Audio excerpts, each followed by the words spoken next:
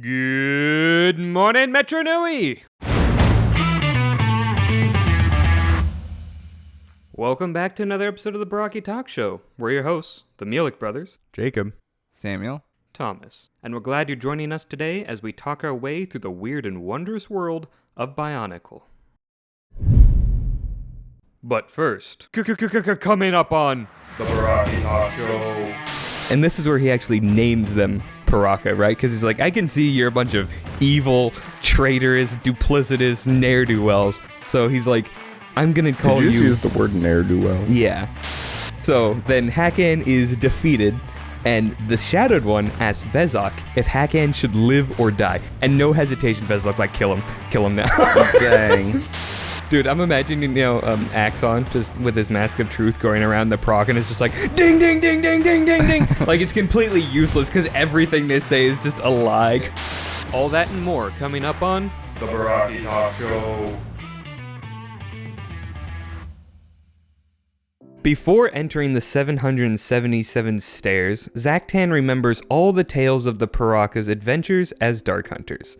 This tapestry of terror, this legacy of evil. That's the name of the book. That is the name of the book. So, as you may have guessed from the intro, it's between Power Play and Inferno, so books 5 and 3. And it has nothing to do with either of them. This is just straight up Piraka backstory. Does not contribute to the overarching plot at all. Yeah, it does. It gives the Piraka backstory. But we didn't need a backstory. They're evil. And in their backstory, we learned that they're heckin' evil. Why they're evil. You don't learn that in the backstory either. We have to know the extent of their evil. It's really actually kind of weird, like story structure wise, to put this book here. Because it's like, I don't know where else I would have put it, but it feels like it should have happened after Inferno, to be honest. Yeah. Like a reminiscing of like, where did we go wrong? Rather than as I'm walking down these steps, I'm just thinking about how we got here. Yeah. I don't know. It's just... Any way you put it, it just seems kind of stupid. Yeah. But it is helpful. Like, there's a lot of information in it that's like, oh, this actually contributes hugely to the overall Bionicle lore, but it's just so awkwardly placed. Yeah. I would want to put it somewhere. I don't know where I would put it. Exactly. Because this book, like you were mentioning, it gives like the best look at the Bionicle universe from an average Joe schmo. Yeah. And even though we're not following average Joe's schmoes, they're not like destined for anything or prophesied. They're not trying to save the world. So we get to see the Bionicle universe at rest, I guess is how I would put it. It also, like, a lot of things that we've discussed previously involving the Metro and the Mangai and, really everybody actually, up to this point is, I would assume a lot of the lore comes from this book. Because we never really said where that information was found, because it's definitely not found in adventures, like especially when it comes to the Mangai and Lee Khan and so it's interesting reading this book and going, oh, that's where that came from. Oh, that's how we know that Nadiki betrayed Lee Khan. You know, like we know. It's interesting. We'll get into it, but it's just like it fills in a lot of the gaps that we've covered previously, but now we know the source. Yeah. And if you're reading through Biosector and you wonder why the Piraka show up so much, it's because Greg's way of exploring events of the wider world were through the lens of the Piraka, so they were naturally involved in the story. Yeah. So, because I remember I was on a Biosector spree, and I'm like, why are the Piraka in everything? Like, they're everywhere. It's so random. But now I'm like, oh, it's not random. It was just all in this one book. Yeah. So, the book begins in chapter 1. I couldn't believe it either. But, and it's titled, or it's not titled, but it takes place 7,000 years ago. So. Actually, the book begins in the intro, Thomas. Okay. Yeah. The intro of Zaktan about to step, he's like, you know what? I'm going to think about my entire life for like, I don't know, 2 hours. However long it takes to read the book. I don't know if Zaktan's a fast or slow reader. He has a bunch of eyes, so I'm assuming he could read fast. That's true. Stupid he prototypes. Gives every prototype a word. He's like, you read a word, you read a word, you read a word, and wait, he covers he reads the whole entire book simultaneously? Instantly. Yeah. Oh, that's sick. That'd be actually really cool. That would be really cool. So, chapter 1 is 7,000 years ago. And it starts with Hakan and Vezok are climbing Vezok. Vezok. Just call him Vezok. I'm just going to call him Vezok. Just call him Hakan and Vezok. Yeah. Just say it the way you normally would say their names. So it starts with Hakan and Vezok climbing a Toa tower that is besieged by Frostulus. So Frostulus are like those half Rahi, half sentient being things that look like icebergs. And if you remember back to our Toa Mangai episode, you may get a clue as to what is going on here. Yup. Isn't it Frostulus? Oh yeah, it is Frostulus. Yeah. Frostulus. Yeah. I can't pronounce squat worth beans, okay? I thought we've established clearly that. Can because you just did. I wish that they'd used more white parts on this mock. Like, why the brown? Yeah. It looks I don't so know why ugly. they Like, did it just with, do like- the blue and brown and make it look like frost. Especially ice. since the Krawa is a Nuju and Nokama combiner. So it's like, why not make that the Frostulus? Yeah. And then have the Krawa be half brown? Like, I don't understand. Because choices. good job, Greg. Greg making the combiner models Yep. that he notoriously hates. He's like, yeah, make it brown. Whoa. Lowercase g, Greg. Okay. Oh, that's okay. fair. Doesn't make more Jeez. sense. Getting back to the thing, Hakan and Vezok are climbing the tower, and they're doing it because they heard the Toa were going to smuggle a treasure out of the tower soon, and they're like, if they're going to smuggle it out, it's probably worth something, so we're just going to steal it instead. During an active siege, mind you. So, it's gutsy. And they say they got this information from a Matoran trader, who they traded for the information, obviously. However, the Matoran, and this is trader with a D, a D-E-R, not an A-I-T-O. It's not Akmu. But you Yes. would be forgiven I for guess being it could be confused Akmu. because there are a shocking number of Taritor traders also. So. Yes. And what's funny is that this Matoran trader was a trader because he was supposed to show up at the base of the tower with climbing gear. However, he never showed up with the climbing gear, so they're having to like free climb it up the tower. So that's a second Matoran trader, which I think is just funny. I'm like, it's probably a Pomatoran, wasn't it? I bet it's a Pomatoran. It was probably just Hawkmoo. Yeah. Hawkmoo. So they get to the top of the tower and they jump one of the guards, who is a Toa of plant life, and they beat him unconscious, which is very sad. I hate when the Toa get beat up in these stories. I'm like, no, I like the Toa. But then two more Toa start approaching, and Hakan says that they need to distract them by essentially doing the get help thing from Thor Ragnarok. Which I'm like, no way, Marvel's cribbing off Greg too? What are the odds? Vezok was supposed to hit Hakan, fakely and have him like go into the dirt, and fake getting injured. But instead, Vezok just like hits him so hard it actually injures Hakan. And that serves as the distraction. And so while the Toa are like, getting distracted by Hakan, Vezok goes in towards the treasure. However, when he eventually gets to the treasure, he doesn't know what it is until he reads the writing on it. And because we learn that Vezok is actually literate and very intelligent in the past. So this is where you get to see, before the Vezok split, that he was actually what they claimed he was, an intelligent, cunning, guy that used his brain more than his brawn. Yeah. He'd be like if Radiac decided to think. Radiac. Yeah, if Radiac decided to think. And when he reads... Radiac decided to think. Which we'll get to. There's a funny line. Mm-hmm. I don't know if you have it written. I probably don't, but you can bring it up when you do. Yeah, I'll find it. Yeah. So when he reads the treasure, he discovers that it's the Makoki stone. So he's reading it, and he discovers that it is detailed and very precise plans of the entire Brotherhood of Makuta. And he is wondering, he's like, why do the Toa have a stone that is collecting all this super valuable information about one of the most powerful and benevolent organizations in the universe? Because at this time, the Brotherhood of Makuta was still pretending to be good. And then he kind of makes the thing, he's like, unless the Toa don't trust the Brotherhood. And he's like, I'm going to file that away for later, because that's some interesting information right there. So he then grabs the stone and descends the tower without Hakan.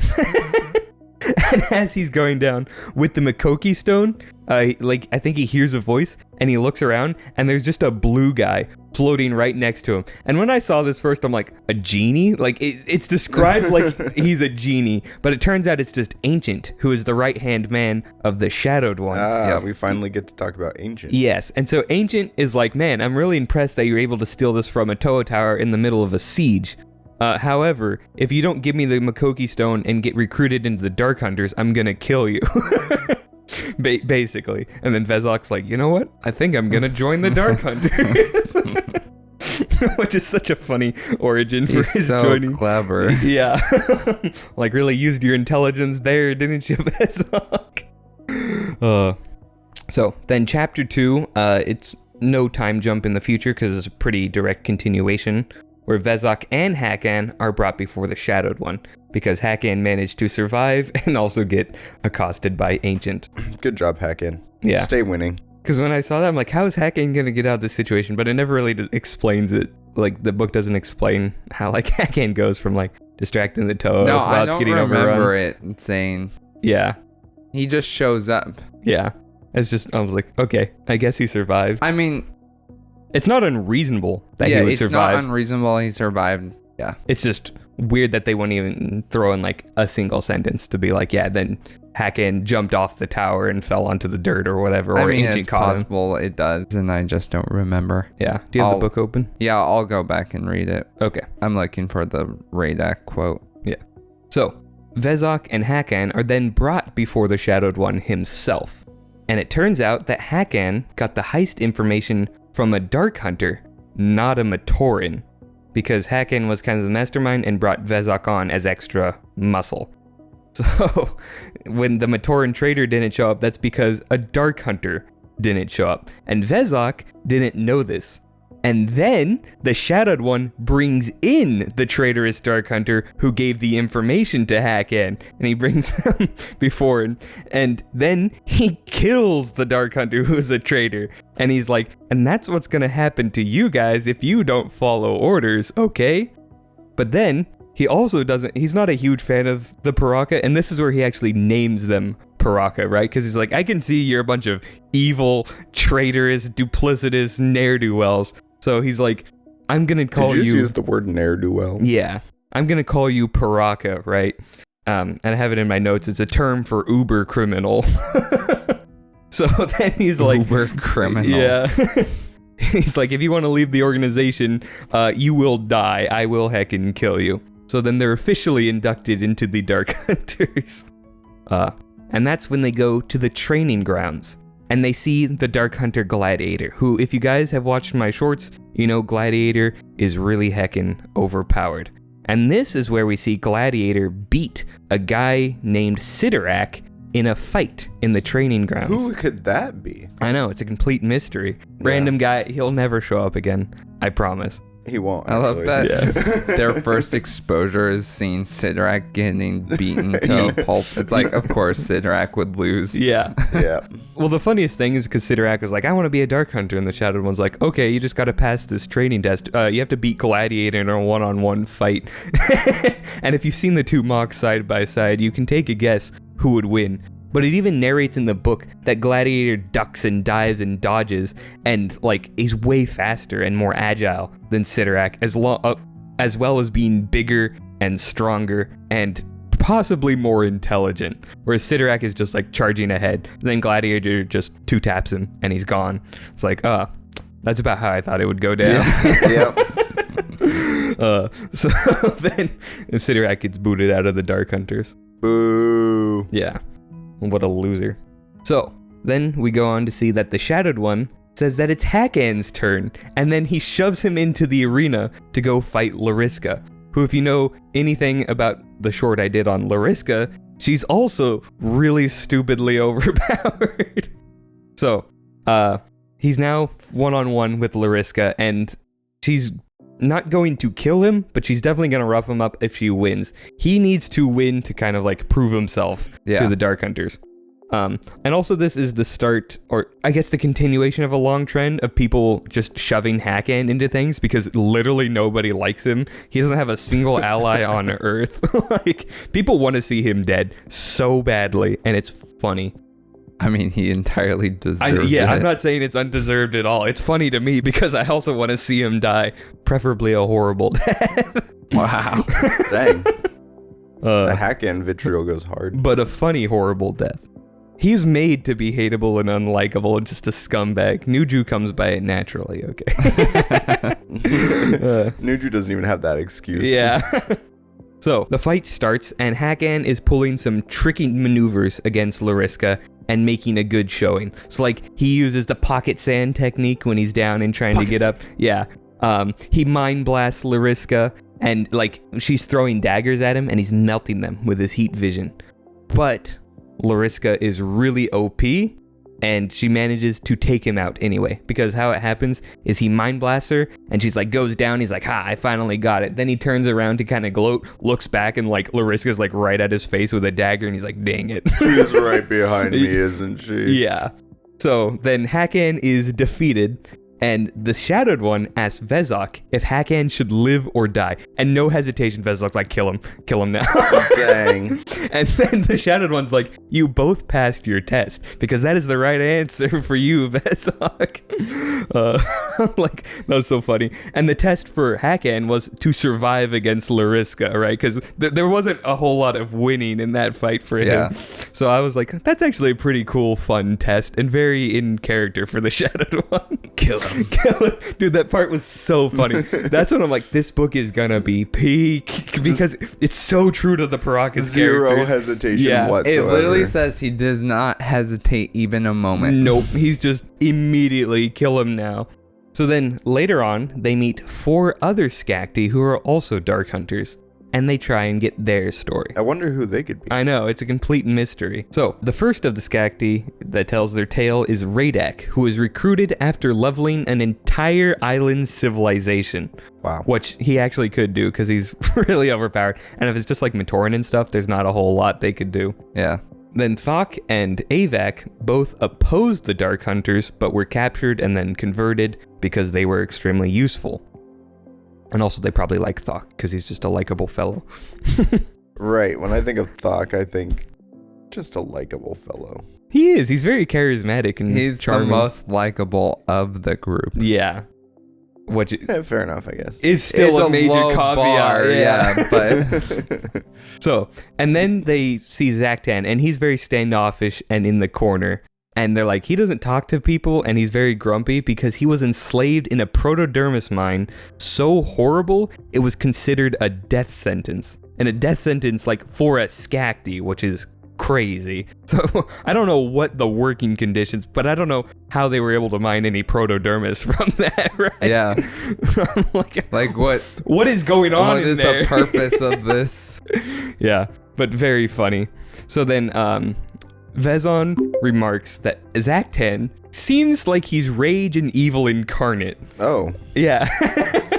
And Imagine just looking at a dude and going, that guy's rage and evil incarnate. Imagine being Vezok and looking at someone else and being like, Fair this guy's point. rage and evil Fair incarnate. point. Which I think is so funny, because Zaktan definitely is the most evil of the group. Like, he's just, well, he's rage and evil incarnate. Yeah. I don't know how else to tell you. Mm-hmm. So, that's the end of that chapter. And then we move on to chapter 3, which is 5,000 years ago. You got a big old grin on your face, grinny boy. Bro's grinning. So, we essentially immediately cut to all the Piraka minus Avak are plotting to overthrow the Shadowed One. So, As chapter you 2, do. they get inducted into the Dark Hunters, and the Shadowed One's like, if you betray me, I will kill you. Chapter 3, they're like, we're gonna all betray the Shadowed One, okay? And we're not gonna die, trust us. Which, I can love the Piraka, it's so funny. So, they didn't invite Avak because he was actually too loyal to the Dark Hunters, again proving that he is the nicest of the Dark Hunters. And Does the ones, loyalty prove nicety? Loyalty is a trait I would have over betrayal at the drop of a hat. So even if it's not nice, it is more pleasant and socially tolerable. That's what I'll say. Pretty good answer, I think. Fair enough. It's an answer, at least. I thought it was a good answer. Viewers, let me know if that was a good answer or a fantastic answer. Okay. Wow. Yes. And if you talk about a loaded question, and right if you there. betray me, I will destroy you. You will be permabanned from YouTube. He will use his proverbial shadowed one laser Disintegration eyes, beams. yeah, and he will turn you into prototypes. Yes. You will have thousands of eyes and be made of bugs. Are they bugs? I don't think We don't prototypes need are a bug bugs. debate again, okay, Jacob? But let's just say they're crabs and then move on. I'm okay with this. So, all the Dark Hunters slowly trickle into the Shadowed One's fortress so they don't draw attention. So one Yeah. of them here, a few hours or minutes later, two of them here, Which one is of them actually there. pretty clever. I know, I was like, okay, that's a nice and reasonable tactic to use. And so, some of the guards to the more inner parts of it, Vezok has to distract the guard while Zaktan attacks him from behind. However, this doesn't work because the guard is a Dark Hunter named Prototype, who is as close to invulnerable as you can get in the Bionicle world without using the power of limited invulnerability. And if you want to know more about all these individual Dark Hunters, there are shorts on the YouTube Yes. channel that you can go check out. And Right now! Right now, link in description below. Click and press like and subscribe. I am not linking all of the Dark Hunter shorts. We should make a playlist of it. Check out the Dark Hunter Shorts playlist, and also count the number of times Thomas uses the explosion effect. I don't use it in the Dark Hunter shorts. So it should be Well, an that's- easy you definitely task have then. used I it do use before. explosion effects. Yeah. Yeah, actually quite frequently. That's why I said it. Call me the Piraka. The way I'm a filthy liar, just make stuff up. If anyone can tell us the exact number of times Thomas uses the explosion effect throughout all of the Dark Hunter shorts, I will personally... Give you a big old smoochy kiss. No. I will personally send you a picture of Thomas with the explosion effect behind it. That'd be pretty funny. Yeah. Wait, no, don't show my face. It won't be your face. It will be Kalma's face. That's a stupid picture. You give I him, feel like give him you a better prize. Anybody with like a rudimentary knowledge of Photoshop could just do that on their Yes, own. but it wouldn't be special from Yeah, me. it's not my explosion effect. He'll sign it. Jacob will He'll- sign yeah. it. How about that? We'll all sign it. How's that? Okay, we'll there send you you go. a signed picture of Thomas's body with Kalma's face and an explosion My- effect my behind torso. it. That's cursed. Please, no one do that. So, You know someone's gonna do it. no, I hope not. You're gonna have to do it to make sure that their number is correct. Good point. Yeah, Honestly, if anyone gave me a number, I was just gonna send it. They're You're gonna be like two. close enough. It's like the Borak call challenge. So, getting back to this story, the guard was Prototype, and Zaktan's laser vision just straight bounces off of him, completely unaffected. And then he turns around and just hits Zaktan in the dirt, one-shots him. He's out. And so, Vezok is like, that guy was a traitor. Oh man, they're taking over. They're trying to kill the Shadowed One. And on the other side of the island, that's where the meeting is, where we all learn who the traitors are. And Prototype is not very bright, and he's like, oh yeah, that kind of Okay. makes sense. So he just starts walking off very slowly to the other side of the island. I imagine Prototype as essentially Sloth in Full Metal yeah, Alchemist. he kind of is sort of that deal. job. Hey, What a pain. Yeah. Honestly, that's a really good comparison. Full Metal Alchemist is ripping off Greg too. I tell you what. Everyone and their mom. So, meanwhile, Hakan summons the loyal Dark Hunters to a meeting. And so these are all the people loyal to the Shadowed One. And he tells other guards, so they're all in a meeting. Hakan sneaks out of that meeting, goes to tell other guards at the Shadowed One palace. He's like, hey, there's a meeting full of traitors over there. You should go and kill them. Which I'm like, it's so funny. Because Prototype is also assumedly going to the same place, right? Yeah. So like no one knows who's a traitor and who's loyal. Which I think is also a cool way that they get rid of the layers of defense. Yeah, right? it's again clever. Mhm. Like it's actually a pretty smart plan. Yeah. because you never know who you can trust and who you can't in the Dark Hunter. So like if someone told me there's a bunch of traitors, I'll be like, yeah, I'll check it out. Likely. So then the Piraka go into the fortress to take out the Shadowed One. They're like, we're going to get him. We're going to rule this whole roost, you know. But as they keep going through, all the hallways keep changing and they're getting lost. They're like, wait, that should have been... Yeah, there should be a door here. There should be a doorway there. There should be a hallway here. And it's like, nope, there's a wall. Yeah, instead they just keep getting dead-ended. And it says they go on like for like hours or something, right? I don't remember. It's a significant period of time, minutes or hours, I'm not sure. Until they're like, oh, and it slowly dawns on them, and they're like, we're just being toyed with. Until the Dark Hunter Darkness shows up and tells them, like, you guys are in big trouble. And when they see Darkness, they're super scared, because this is the guy He's like the Watcher. Yeah, he's the Watcher. He is tasked with killing the Shadowed One if the Shadowed One ever shows weakness. Yeah. So when they see him, they're like, it's over. They just give up. They're like, we're not going to beat Darkness. Yeah. Which I thought was so funny. And it's a cool way to build up his like mystique. I liked the concept of like the ever-present Dark Hunter who is just like, like he is the Watcher. He just sits there, pays attention, and looks for any sign of weakness. And it kind of like, I got the impression, maybe this is not true, but it feels like he knows virtually everything that's going on, at least in the actual stronghold itself. Yeah. Like he just is very aware. Mm-hmm. Well, it's cool because he has elasticity powers. Okay. So like super good elasticity powers. So he can slither into like every nook and cranny of the entire base. Yeah. If he wanted to. So I'm like, that's a cool power for like a spy guy to have. So they're all captured and they're brought before the Shadowed One. And the Shadowed One's like, I'm gonna kill you guys. He shoots his eye beams at Zaktan. And instead of killing him, Zaktan bursts into a bunch of protodytes that still like form into him and have his consciousness. And everyone is really confused. Like even the Shadowed One's like, what the heck happened here? And so after that, he's like, you know, I'm not gonna kill the rest of you, but I'm gonna let you off with a warning. Probably because he like is just shooting Skakti with my eye beams. Does it just turn them into bugs? Like what is going on here? I think you mean crabs. I was gonna say, did you just call them crabs? Bugs? Crabs are bugs. Spiders and crabs are all bugs. Okay, they're under the genus bug. No. Sorry, the kingdom bug. Also no. So then we never figure out exactly why Zaktan didn't die, but he does forever hate the Shadowed One because he hates his new cursed existence.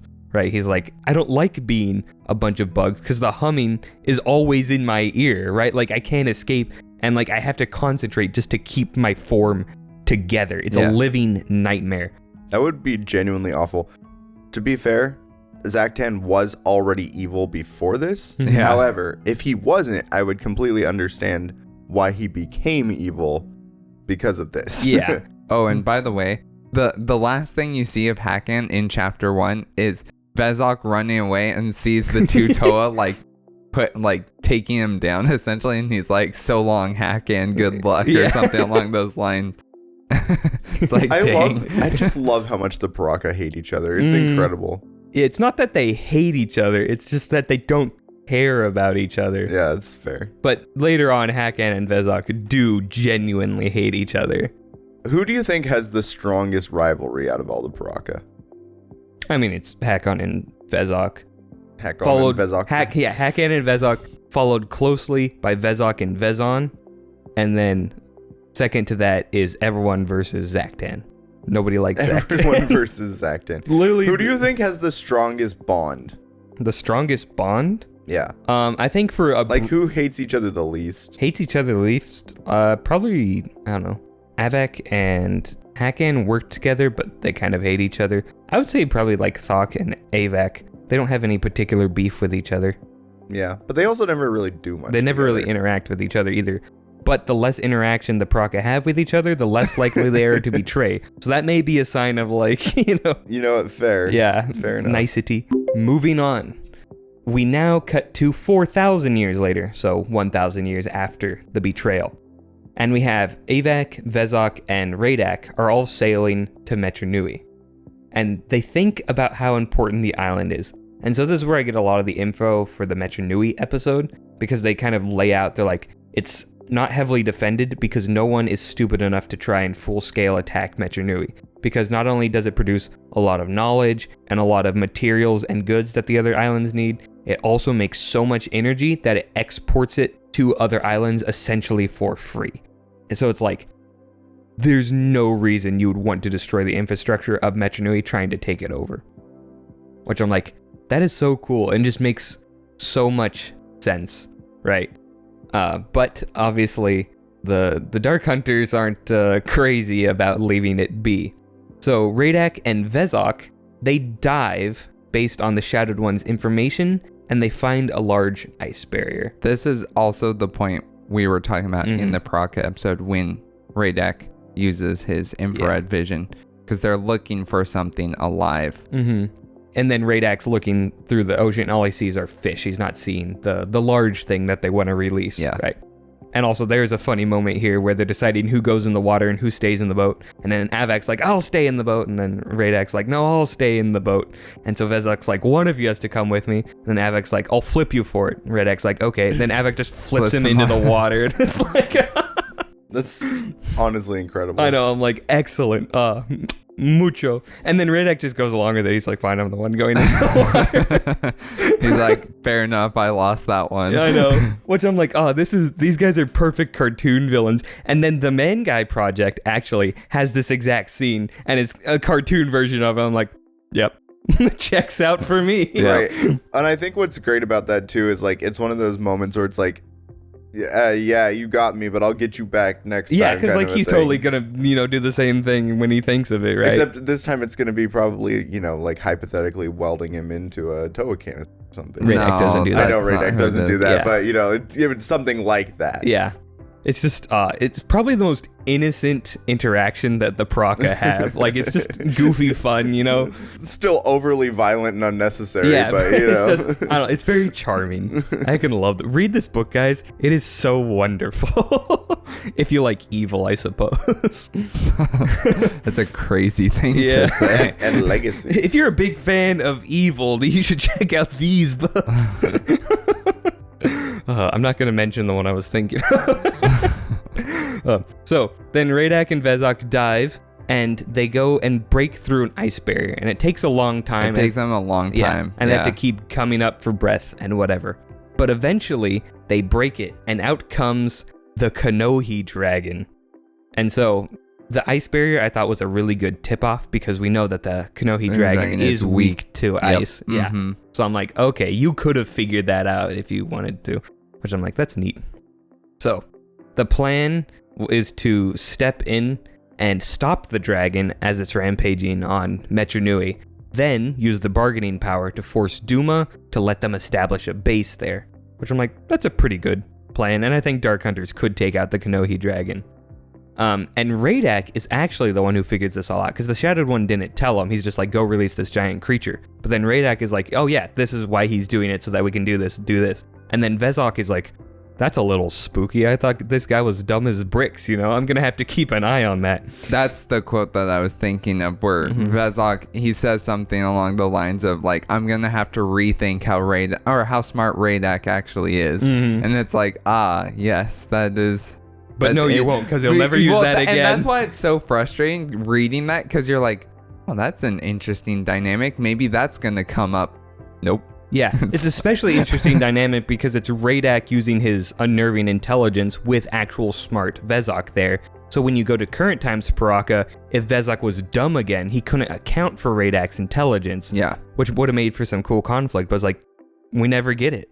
Or like they could have, I don't know, had a more close alliance, and Vezok could have relied on Radak's intelligence, right, where he lost his. So I was just like, I don't know. There's a wasted opportunity there. I don't know how best it would have been utilized, though.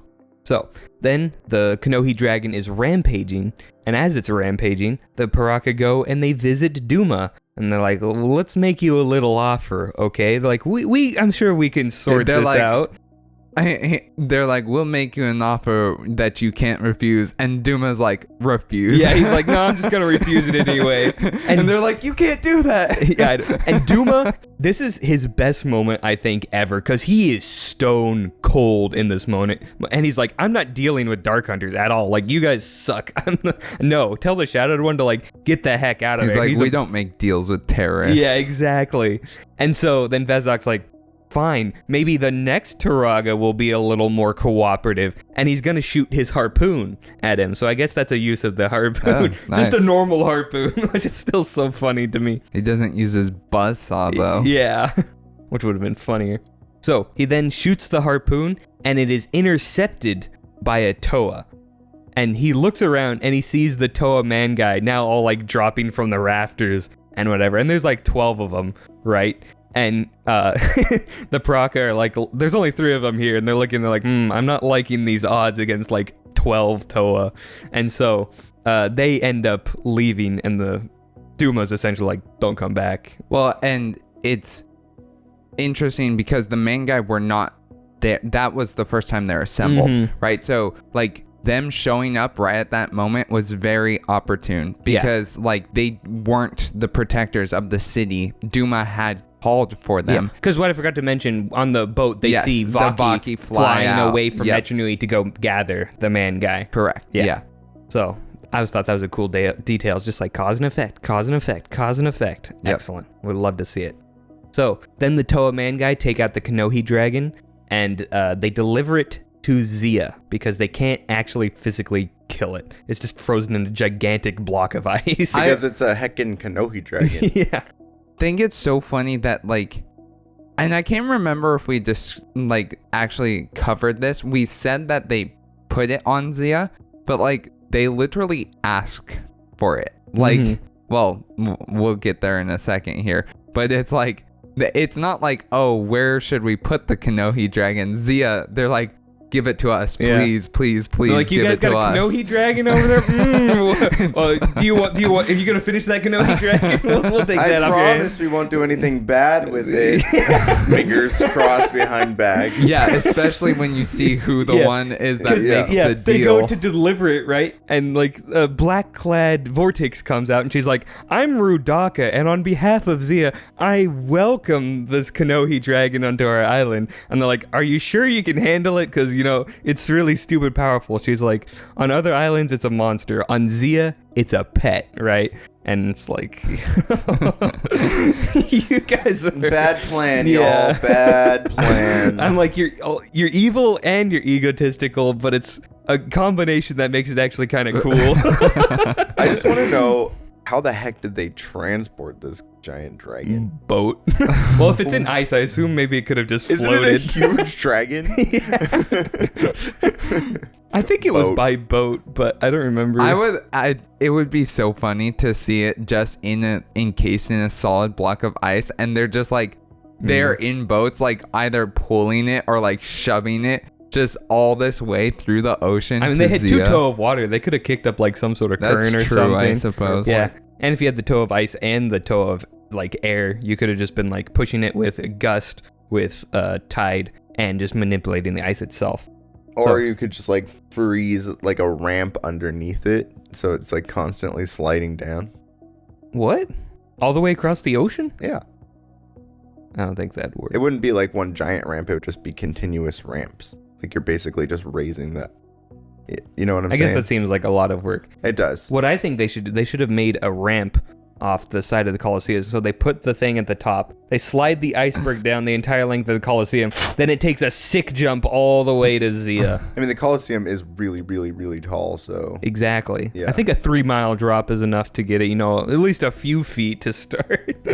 Although how they would get through the dome that's what I was to gonna Zia. say, that wouldn't work. It would just be like, shh, dunk. They should have Nuperu attach, like, rocket engines to it, so it just...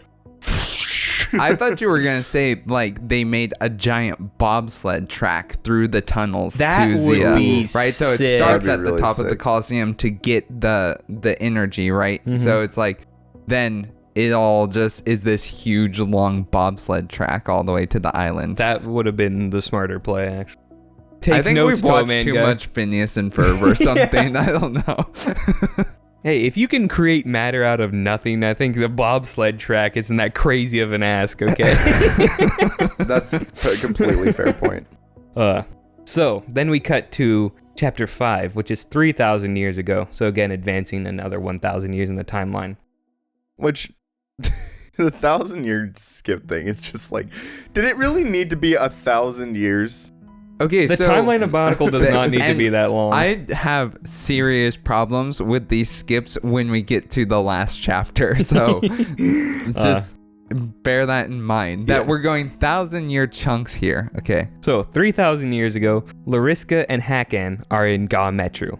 And Hakan is thinking about his current situation. So what we have here is Zaktan at the steps of the 777 stairs thinking about the past, where Hakan is pondering about his current situation. That's a really good point. Yeah, I'm like, where is Zaktan getting all this information from? Because he said he gathered it from that the Piraka are just a hive mind. Yeah, because he said he got this information by talking with the other Piraka, and which is why I can go to their perspectives. But I'm like, why would Hakan tell you this? That would have been super interesting if there were 3 Piraka that were a hive mind, and it was just the ego, the super ego, and the id fighting each other. Hakan's the super ego. Definitely so. Yeah. Mm-hmm. Although I guess Zaktan is technically a hive mind, because it's a bunch of prototypes bound by one single consciousness. Yeah. You take what you can get, I suppose. But that still doesn't explain how he knows what Hakan was thinking. Yeah, no. I think he's just guessing here. Or what Hakan was seeing, for that matter. Anyway, so Lariska and Hakan are on a roof in Ga-Metru, and Hakan is brooding because he's like, the Shadowed One failed to take over the city, and he's now ordered hundreds of Dark Hunters to go take over. So this is during the Toa Dark Hunter War. Yes. So he says that the Dark Hunters struck by night and they blitzed the whole city, but a water Toa escaped and brought reinforcements back. So that's where the 100 Toa came for the initial months of fighting. So now it was a stalemate with tons of street-to-street fighting, and he's like, this isn't what Dark Hunters were meant for, not optimized. I was going to say, at this point, Tuyet had already betrayed them, right? So that wouldn't have been Tuyet. It's not Tuyet. Okay. Tuyet's I was just thinking water, Toa, Mangai. No, because they had a different water Toa. Who I'm assuming that was, unless they had a third water Toa. They're like 4 ice Toa, 4 water Toa. That'd be a cool team, actually. Just a team of ice and water Toa. Yeah. Think of all the stuff they could do. Till a Toa of lightning steps and they just get fried instantly. That'd be kind of funny, actually. Anyway, so it was a stalemate and there's a lot of street-to-street fighting. And that's when they spot Toa Nadiki going through. And so that's when Lariska goes down and turns him into a defector, which we talked about in the Nadiki part of the Toa Mangai. Yeah. Mm-hmm. So then they send a trained Nui Rama to tell the Shadowed One about the plan. I'm like, okay, so that's another communication network thing where they can send carrier pigeons essentially to other people, like we saw with the Visorak Horde and the Venom Flyers. Except that the Shadowed One is just using, random Rahi, I guess he finds. So then later on, Lariska meets with Nadiki to finalize an ambush. But Toa Likan was watching, and he goes to tell the Toa. Now Hakan is viewing this, and he's able to see Likan spying. And so he goes and he intercepts Likan, and they start battling, and they kind of come to a stalemate. So then he's like, okay, Likan, I'll make you a deal. I'll let the Toa win, because if you ambush the Dark Hunters, we're gonna lose. But if we can all make it out alive, because Hakan just wants this to end, so he's like, this will be a quick way to end the war and assure that I, get what I want without anyone knowing. So, and he's like, also, he doesn't like Lariska because he doesn't like anyone. He's like, this will disgrace Lariska because it's all her plan. So I'm like, that's actually a pretty good idea on Hakan's part. So then Likan doesn't accept until Hakan reveals that they have the Makoki Stone. And if you remember, the Makoki Stone was the thing that was in the Toa Tower at the beginning. Likan was on that Toa Tower, and he was sent to go take the Makoki Stone far away when the tower was falling, right? So this is a nice coming into play of the beginning scene, because Hakan and Vezok were the ones to steal the Makoki Stone. So now Lee Khan has the chance to essentially redeem himself and prove, like, you know, to the team that, his first team that died, he's like, I can get the Makoki Stone back. I can make it worth it again, right? Which I was like, that's great. That's so well woven. Yeah. Mm-hmm. But very complicated in a lot of details to get there. Yep. As is the Bionicle way. But I still think a nice payoff. So then, the Makoki Stone would be part of the trade, obviously, along with the Dark Hunter surrendering. So then, Lee Khan wants the object that the Toa were willing to die for, being the Makoki Stone, and agrees under 2 conditions. That the Dark Hunters never come back, and that they take Nadiki with them. Ooh. Which I'm like, oof, brutal. Which we did discuss, I think, briefly. Yeah, Yes, we did. discuss it. Yeah. But knowing that he planned it beforehand, Yeah. like, it wasn't just an act of, like, anger right there and then, right? He's like, I want it out of my dang sight. Because when the betrayal finally does happen, he's like, I'm going to kill you if you don't leave. Just makes me like Lee Khan even more. I know. I'm like, man, Lee Khan is so He's cool. such a good character. Yeah. So, then the Dark Hunters are led into the Toa trap, and they're all allowed to leave under those 2 conditions. And none of the other Dark Hunters ever know that Hakan had already pre-negotiated these terms. I have a question. I can't remember. So how does Hakan guarantee that the Dark Hunters will surrender? Because, like, He doesn't guarantee, but they're going to get ambushed. If a lot of them die, so does doesn't he care. lead them into the ambush? No, he still has Lariska lead them into the ambush. What exactly? He just knows Lee Khan is going to plan the counter ambush. What exactly does the Toa trap consist of? So what the Toa trap happened was that a bunch, like 100 more Toa were coming. No, it was like 300 more Toa. I think it was 300. It's 300 more Toa. That's a lot of Toa. Considering they only had 100 to start with. 300 more Toa are coming. Nadiki was supposed to go down to the docks to meet them. Nadiki didn't go down to the docks. Instead, he met with Lariska for the second meeting, where he was going to lead all the Toa into a trap. And a Toa trap, if you will. Yeah, Lee Khan spied on that meeting, was going to be, okay, we're going to set the trap and then counter ambush them with the 300 Toa they don't know about. Got it. Then Hakan intercepts Lee Khan, makes the deal, and so that's when the whole thing works out. Hakan doesn't have to lift much of a finger. He's like, it's all just we're gonna lose anyway, right? Makes sense. I was like, that's actually a pretty good plan. That is a pretty good plan. Hakan's part. I don't like it. Does Lee Khan's plan is also very good. It Everyone makes has good sense, but it doesn't entirely make sense because it's like, how does Hakan know the Dark Hunters aren't going to try to fight anyway? It doesn't matter to him if they do. Fight, but He's all he needs to know is that they're going to lose. Right. Which they will, because 300 Toa is a lot of Toa. Yeah, it's kind of an unwinnable battle. You can't even, I mean... Because if the Dark Hunters are going to fight, he's not going to fight. No, an matter what. individual Dark Hunter could probably take out, 10, 20 Toa? No. 2 to 3. A lot of Dark Hunters are pretty weak on the power scale, depending on the experience of the Toa. 2 to 3 Toa. And there's how many Dark Hunters at this point? It's like 150. Yeah, so there's no chance they're going to wipe out all of those Toa. Yeah. Not in an ambush. Especially Toa since get Toa better work with way better teamwork. together. And Yes. Dark Hunters are worse as a team. Correct. Yeah. So, I don't know. Maybe I'm just not understanding. I just don't understand how Hakan has any, why would he give up the Makoki Stone? What do they get out of that? Because the they Toa... get to leave. Well, but the Toa wouldn't just kill them. They might. Why would the Toa... Toa don't have anything necessarily against Toa only kill killing. if they are forced to. Right. Okay. And some of the Toa in the war, like Nadiki, are even more lenient on killing, because Nadiki's from Trengram, so he has less of the Toa code than other Toa might. So Hakan's just like, I don't want to get caught in any sort of crossfire. I don't want to be intentionally executed or anything. That makes more sense. And also knowing Duma could just be like, kill them Yeah. now. It could also Palpatine's totally happen. Yeah. It could also happen accidentally. The Toa could kill somebody not necessarily on purpose. Especially if there's 400 of them in a firefight. Exactly. Okay, that makes more sense. I was just like, it feels like Hakan has no reason to bargain, right? Yeah. He's just It wasn't assuring a that the foregone war conclusion that he would survive. Yeah. He's just assuring that he survives and assuring that the war is over. Those are his only two objectives, and this accomplishes them ironclad. Makes sense. The one smart thing Hakan ever did. He does a few smart things. He just does a lot of dumb things as well. So, that's all the Piraka. Yeah, true. Except Avac.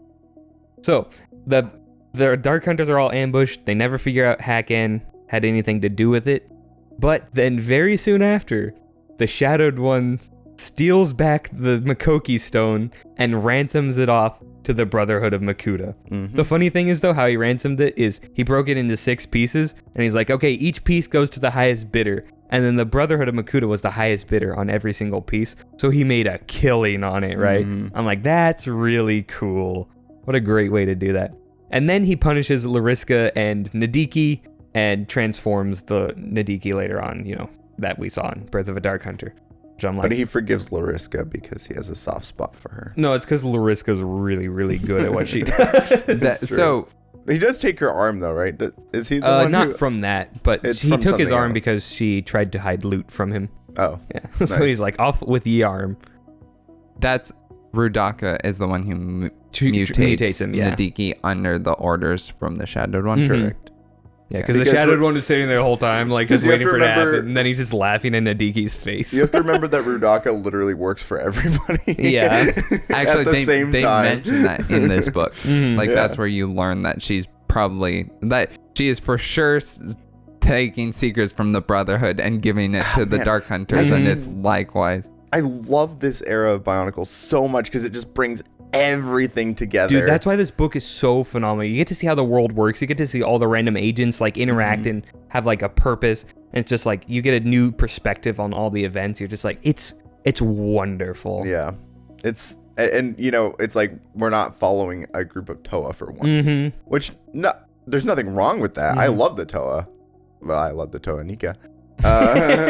And I like their adventures and stuff, but it's like cool to see that expanded world. Well, it's like Thomas said at the beginning, is when you're following the Toa, there's destiny involved in a way that is undeniable, and so they have to follow a certain path. Whereas like the Piraka, they're just free agents. They just go around doing whatever the heck suits their fancy at that moment, right? And it's like, so you get to see them in all these weird situations that the Toa would never be in because that's not who they are. That's not what they're destined for. And so it's like you get to see that world from a different perspective. You gotta love the built-in plot armor of Destiny. It's so good. Yeah. That was the most brilliant thing Greg ever did. Like some sort of Capital dark G Destiny. Greg. Yeah.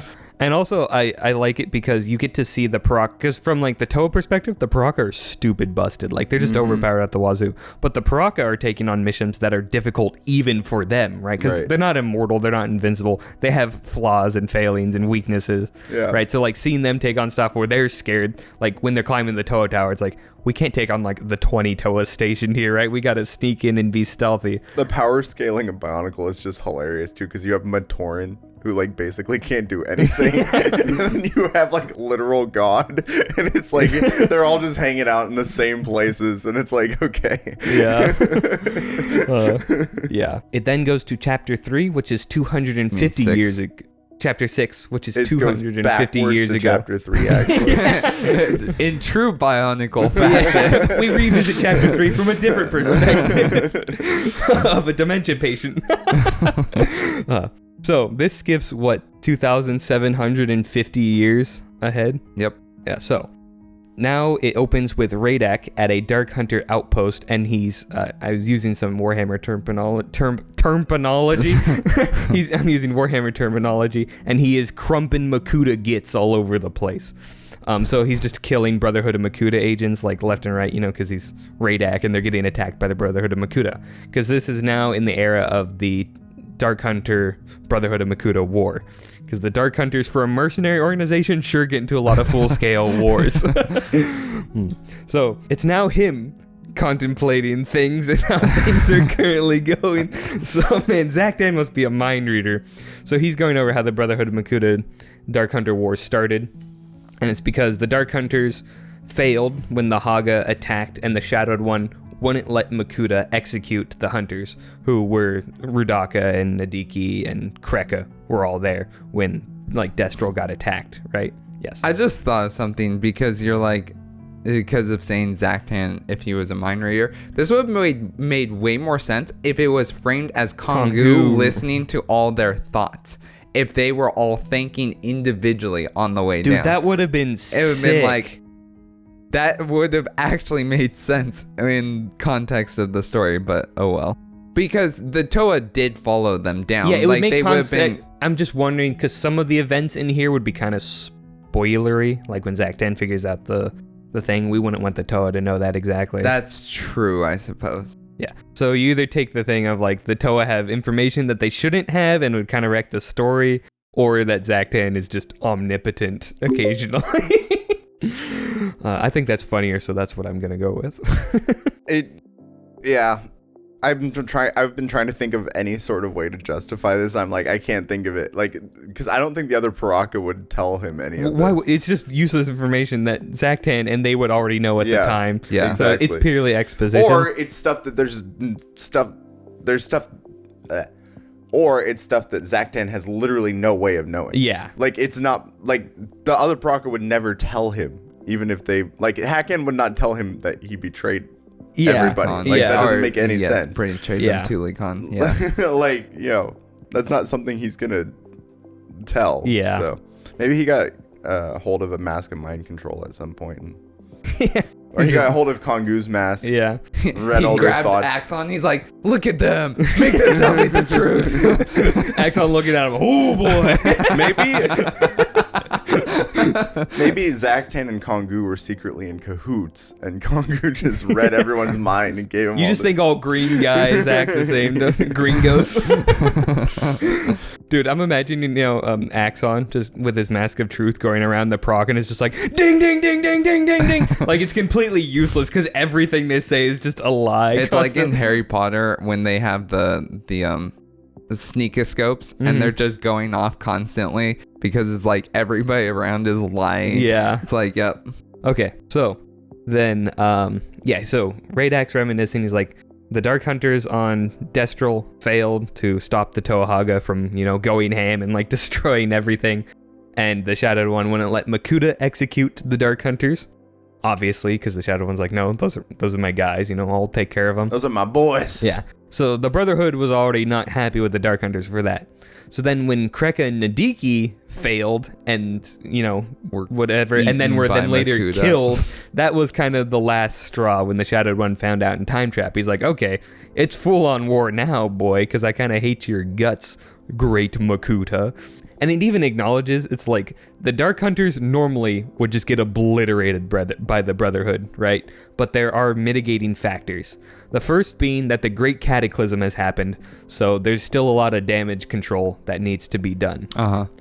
Second, the Vizorak were disbanded, as we saw with, the entire Hordika arc, so they lost one of their main armies.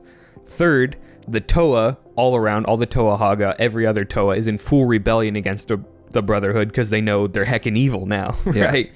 And fourth, the Dark Hunters are really annoying to fight because they're very hit and run, sneak in, sneak out, guerrilla tactics, which is the worst kind of warfare that you can fight against. So all of this has allowed the Dark Hunters to have some major victories, actually. But it's not to last because there's no winning in this fight for the Dark Hunters. They don't have a win condition, essentially. Which I think is just fun that they acknowledge it. It's like, what are you doing here, bro?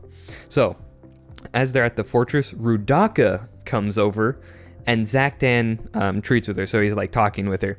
She's giving them info on the Brotherhood of Makuta, but Zaktan's like, she's probably selling our info back to the Brotherhood as well because she's a double, triple, however many agents you want to go, because she's very Piraka of her. Yeah. She is a Piraka in the derogatory sense of the word. Yeah. She's not... She doesn't own it, She's not like, I'm a Piraka. She's like, not a capital I'm a Piraka. P Piraka. She's a lowercase P. Yes, exactly. So, as part of... So one cool thing here is that as payment, he gives Rudaka a tablet with detailed layout and schematics of the Shadowed One's fortress, which is hilarious because we get to see that bartering is a really common way, and especially bartering with information is one of the most common ways people trade in Bionicle. And also, Zaktan's like, this is heckin' useless because the Shadowed One can rearrange his fortress at will. So I'm like, that's another cool way to do it, because if the Brotherhood ever breaks in based on this information, like, they'll know Rudaka is an absolute traitor and they'll get absolutely crushed. So I'm like, that's just a small detail that is so brilliant and cool. Pretty clever of Zaktan. Yeah. Very clever. So then Rudaka tells them in return that their fort will be overrun because it used to be a Brotherhood of Makuta fortress that the Dark Hunters had taken over. And none of the Dark Hunters stationed there knew this. Does anyone build their own fortresses, or are they all just stolen from someone else? They're probably all just stolen. Barraka built their own fortress. That's true. Well, they had the Matoran build their own fortress. Oh, true. Yeah. They didn't lift anything to help that. But I bet this Brotherhood of Makuta fortress does not have a rodeo bull. Probably not. I think we can guarantee that. Imagine Makuta just on a bull. Yeah! I watched the Now I'm Yo-Yo imagining Piraka video yesterday, and I was like, this is the craziest thing I've ever seen related to Bionicle. Yo-Yo Piraka. The coolest thing in that video is Avek putting together his super gun. I'm like, okay, that's pretty cool. The rodeo bull literally made me laugh, though. Does the rodeo bull imply the existence of rodeos in the Matoran universe? I don't see why you wouldn't have a rodeo in the Matoran universe. It's honestly, just like bull riding, and they have many bulls. That would be honestly so fun. That would be really cool. That would be cool. Yeah. Someone should do that. Yes. Make a mock series of that or something. Yeah, someone do Matoran rodeo mock. And imagine, instead of like rodeo clowns, they did have people with shrinking discs on standby. So if the bull like starts charging at you, it's just like, boop, 6 inches tall now. Yeah. Like, this is actually making a lot more sense. I guess this would just be like the archives on a Tuesday, though. Yeah. Yeah, because stuff is always breaking out or whatever. So, anyway, going back, this is a Brotherhood of Makuta fortress, and none of the Dark Hunters knew it. So, like, the Brotherhood is going to get this fortress because they're really going to want it back. And Plus, so they know it inside and out. Yeah. So, Zaktan, he's going through the Brotherhood of Makuta fortress. He's like, but why do they want this one so specifically? There must be something here that we could use or that they want back. Which I'm like, again, clever thinking. So Zaktan's probably the smartest of the Piraka. Yeah, I think in terms of raw intelligence, he's probably the smartest. So then a swarm of Visorak attack while he is doing this. And because the Visorak swarm at large was disbanded, but it's beginning to reform, and there's obviously like groups and companies and whatever. So Unarak call out... to preface this, it's really cool because we get to see Visorak in a full-scale war scenario, and I like how they do it. Because you have, like, Unarak calling out contradictory orders in the voices of various Dark Hunters who are leading the little company. I'm like, that's a cool way to do it. You have Vodorak charging the walls, as they should be, you know? Yeah. Yeah. Because their whole thing is smash. Yes. All I can think of is when you say the Unarak part is in Return of the King, when Denthor's like, Flee for your lives. And then Gandalf's like, return to your posts. Yeah, you just have... It's like, which one is it? Honestly, that is such a cool thing. Like, just confusing the heck out of them with all the different, like, varying orders. I know. Great. I was like, that's cool. Also, how many Dark Hunters do you think there are here at this point? It seems like 15, 20, okay, maybe. So it's not really like an army. No, it's not. The Dark Hunters only have, like, 300 max at like their peak. Yeah. So they're not fielding armies. So then Vodorak are charging the walls. Bogarak are one-shotting people because, yeah, their spinner's one-shot and their little humming power also kills you instantly. So I'm like, these are all very cool and logical ways that the Visorak would assault a compound, and I really like it. They're also like climbing up the walls or whatever, and Raid X just like, you know, smashing them to bits. In the meantime, Zaktan finds a secret chamber by sending his protodytes over it inch by inch. Because he did like a very thorough search with his normal body. He's like, I can't see anything.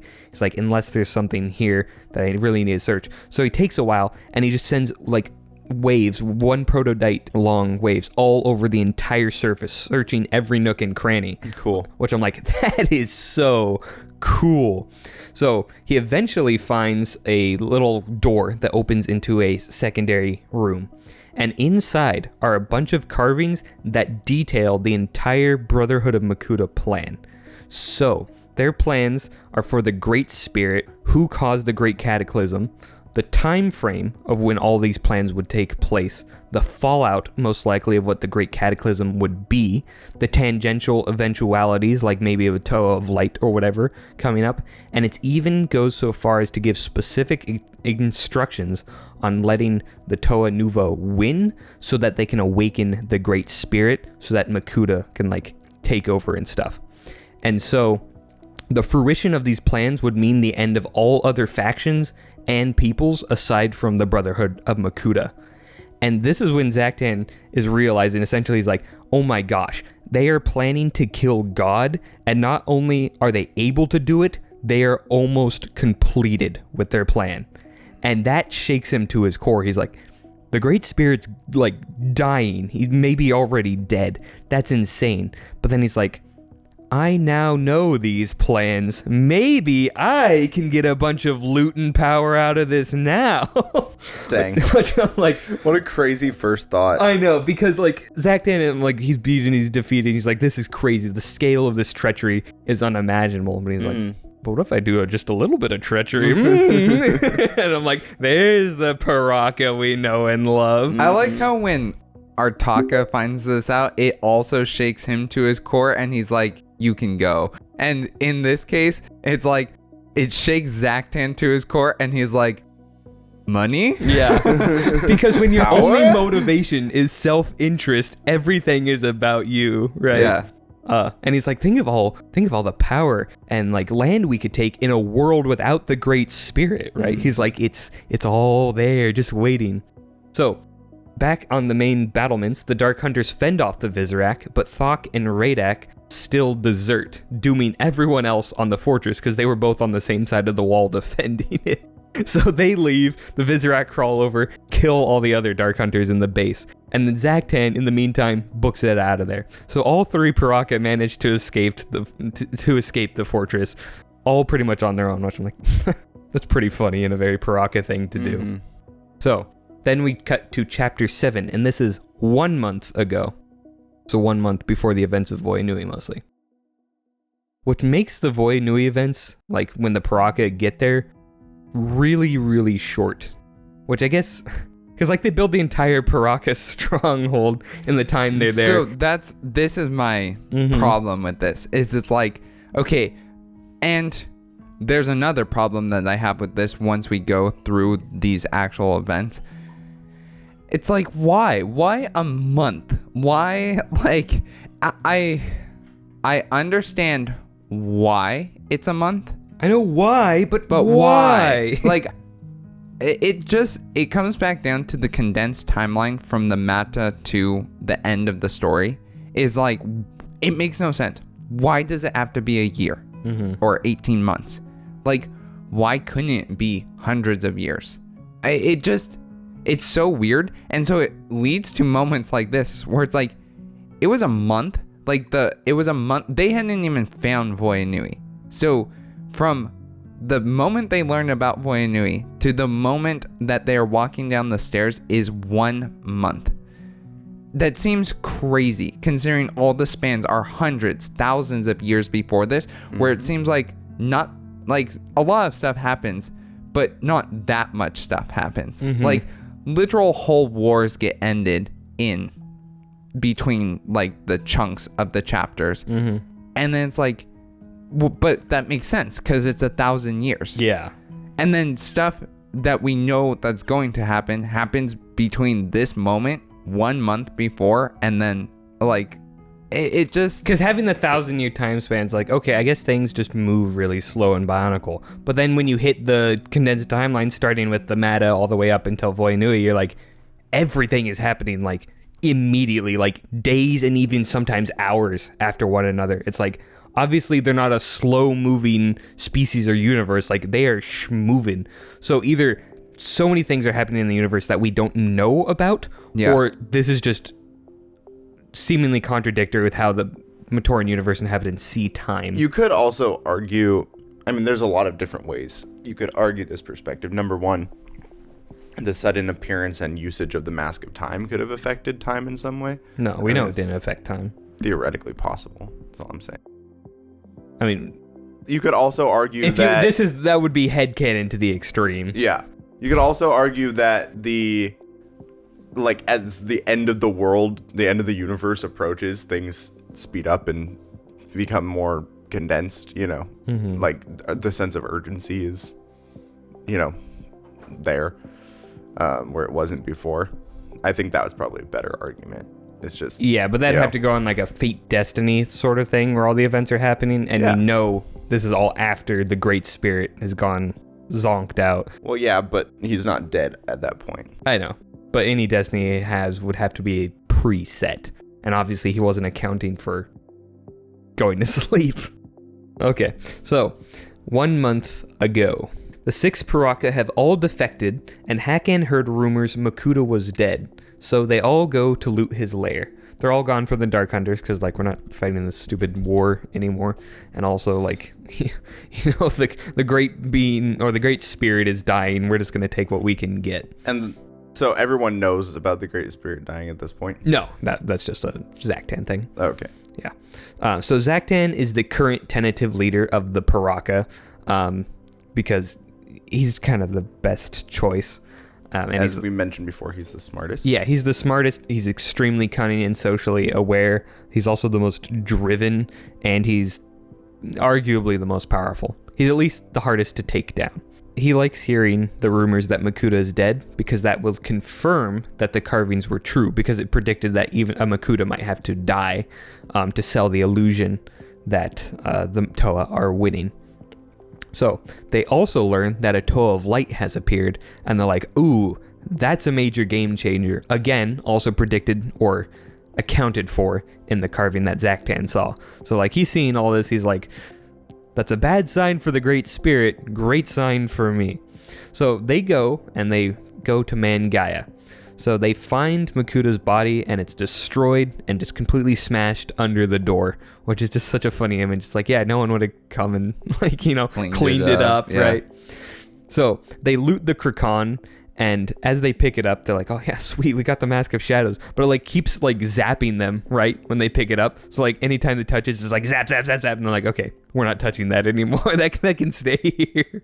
And they theorize why his armor is empty, because they find Makuta's crushed body, but he doesn't appear to be a normal biomechanical being. It's just completely gone. Yeah. And they're like, that's kind of spooky. Who knows what happened? So then Hakan finds the Staff of Fusion, and he's just messing around with it, and he shoots Vezok with it. And immediately, Vezon pops out and begins fighting the Piraka and wanting to kill Vezok. Because Vezon's kind of crazy to start with, and he's also kind of crazy, half of a Piraka, so obviously he's going to be evil and kind of murderous, right? And Vezon and Vezok have just beef on sight, because man, I hate you. It's like finding out that there's a version of you that is just the same as you and also wants to kill you. Yeah, you're both each other's evil doppelgangers. Yeah.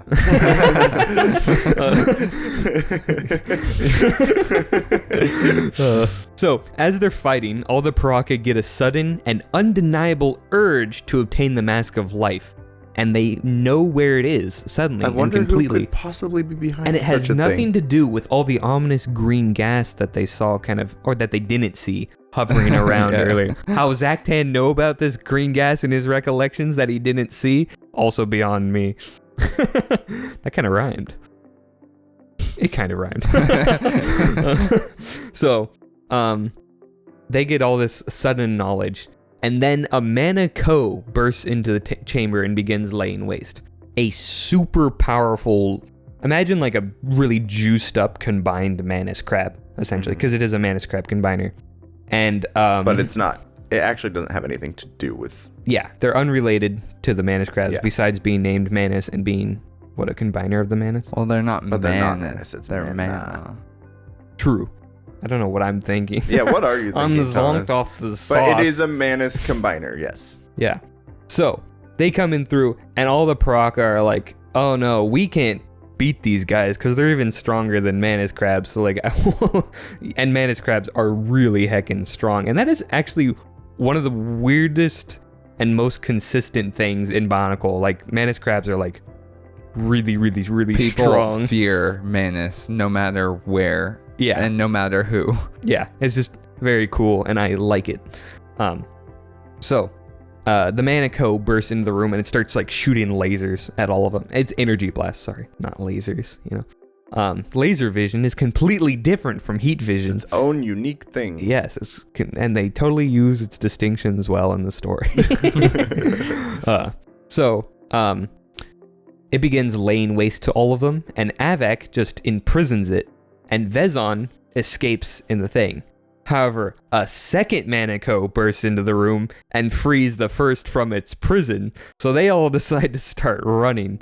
And as they do, Vezok throws Hakan towards them as a distraction. So Hakan's like dodging bullets, well, you know. because they found out that the Manus only shoot at things that move. Right, so yes. to distract them, he tosses Hakan so the others can run through the, like where the Manico burst through the wall. Mm-hmm. They're running through the holes, like hole in the wall. Mm-hmm. Classic. Yeah. And I also love this because you'd think that Hakan would, you know, because beginning of the book, Vezok beats up Hakan and throws him to the toe as a distraction. So you'd think Hakan would be, you know, smart and beat up Vezok and throw him the distraction. But no, Vezok just does it to him again. I'm like, what a beautiful subversion of that. Like the Piraka, they never learn and grow from their mistakes. This is the same stupid, evil idiots that they are all the time.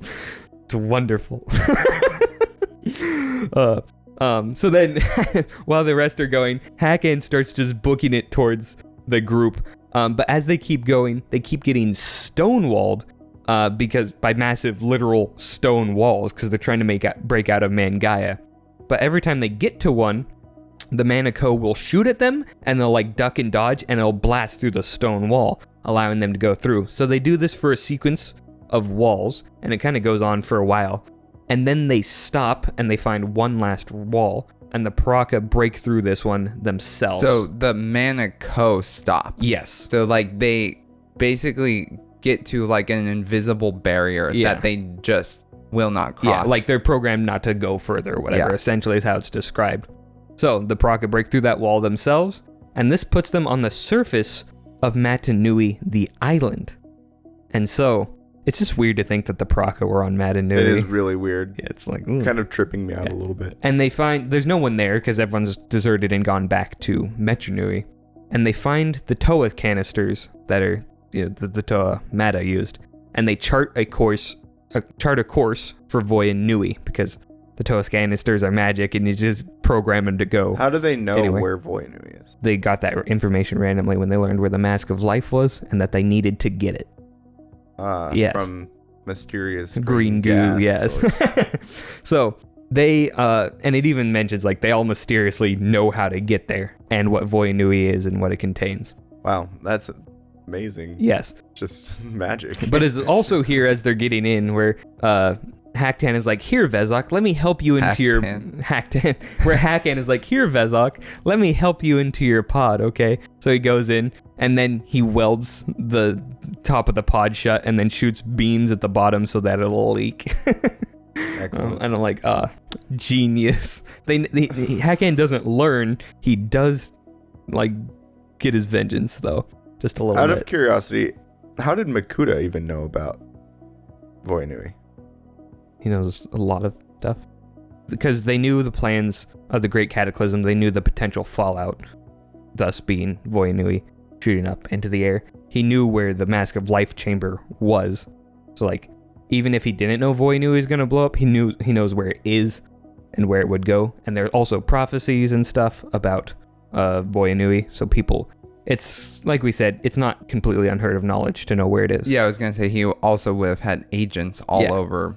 He can get it through normal means, supernatural means, or whatever. A giant chunk of the southern continent just exploded and a giant waterfall took its place, someone would have eventually figured it out. Yeah. So, that is the end of that chapter, and we move to the epilogue, not to be confused with an EpiPin. So Zaktan plans to kill the Piraka once they get a mask, because he's now back in his normal time and place after he's gone through all his recollections of the legacy of evil that the Piraka have spread across the universe. That's the name of the book. He even says something funny. He's like, it's like a tapestry of sin, you know? It's like some sort of collection of evil or like wrongdoing. He's like a legacy of evil, if you will. It came off as corny, but I really liked it. What are we, some sort of legacy of evil? Yeah. What are we, some sort of Piraka or something? Yeah. So Zaktan plans to kill all the Piraka once they get the mask, and that thought prompts a voice in his head to laugh. And he's like, that's spooky, because that's not my voice in my head. That's someone else's voice in my head. Oh boy. Yeah. So, but then he can't do much about it and doesn't think about it. And they all go down, and it says all the other Piraka let Hakan go first in case of traps, right? You gotta love the one bit of unity in the Piraka is that everyone hates Hakan. And what's funny is Hakan is going first because he's lost in his own thoughts. He's not noticing. Immediately gets ambushed and like hit with a trap, and he starts running back up the stairs like ah. And that is where the book ends. It really makes you wonder, why does Hakan do these things? Why is Hakan still on the team? Like, what is Hakan giving them that they can't get by just murdering? What is he getting what is he getting out of it that he can't get on his own? He gets to occasionally throw Radak at problems. Good point. Poor Radak. So Radak is easily the most like beat up on, or the one that because like he can't be defeated the same way because twice, he can take it. Yeah. So that is the book Legacy of Evil. What are your guys' overall thoughts? Because I really love this book. It is probably my favorite Bionicle book. It is just phenomenal start to finish. I'm like, excellent. It was magnifique. I liked it, and it was funny because when we had started the ignition, Thomas told me which books to read, like which ones were most critical for what we were gonna do.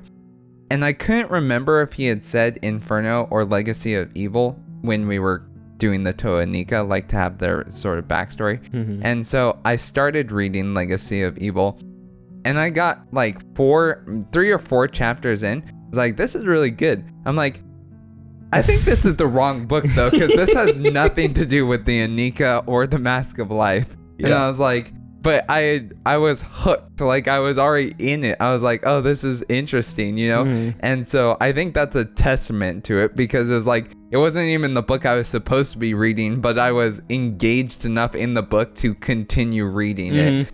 And, but yeah, it's fun. And it, like we said multiple times, but it just fills out so much. Like being able to see it from an entirely different perspective is like, oh, okay, that's how that happened. That's how that happened. And it starts filling in all the gaps that we've had up to this point. Mm-hmm. I also think it's so good how much Greg obviously loves the Piraka. Like, oh yeah. Like it's just, he essentially wrote 3 books just about them. Right. Because Island of Doom is mainly Piraka. Dark's Destiny is kind of split between the Nuva, the Matoran, and the Piraka. And then Legacy of Evil is straight up all Piraka. Right. And it's just great because the Piraka are they're just so ridiculous and so fun in like just the most absolutely over the top way you can think of. Yeah. And I just love it. Yeah.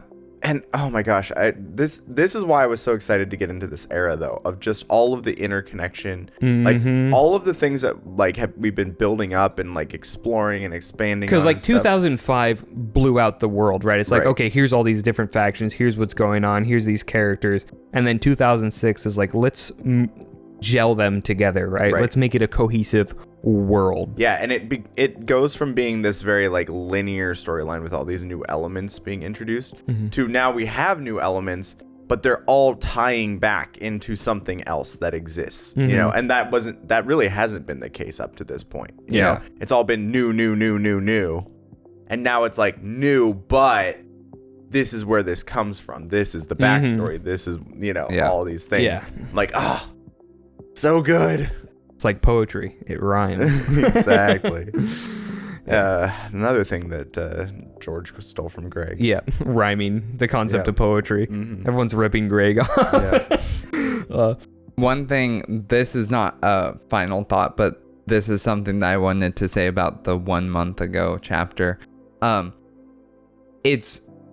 So I realized like it's important for it to be relatively short time period from from when they're on, like when they're actually on Voyanui, like it needs to be not super far back, because for them to have been at Mangai, it has to be destroyed, and that in the condensed timeline still can only be, you know, a couple of months, really. Well, I guess in this case it is a month, right?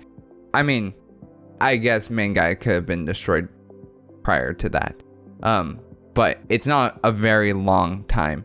And so it's like, I understand that they have this need to like put it in a shorter time period, but it still is stupid in my opinion. It's still just like, this is so weird. And something else that I really do not like about it is that Vezon only split from Vezok 1 month ago. Yeah. Because they have this like, the way they talk about it, and it seemed like he was part of the team for a while, then went off and was correct, evil. Yeah, and that they've had this animosity between them for but like they barely know each other. Yeah, and it's very, very weird, and that's one thing I do not like about it. I'm like, this does not. I think the Mangai chapter is well. probably the weakest part of the book. Yeah, it's like Actually, I want to say one thing I do really like about it though, and I think is really cool, is seeing the aftermath of events that we got to see a long time ago from a different perspective is actually so cool. Yeah, like I think that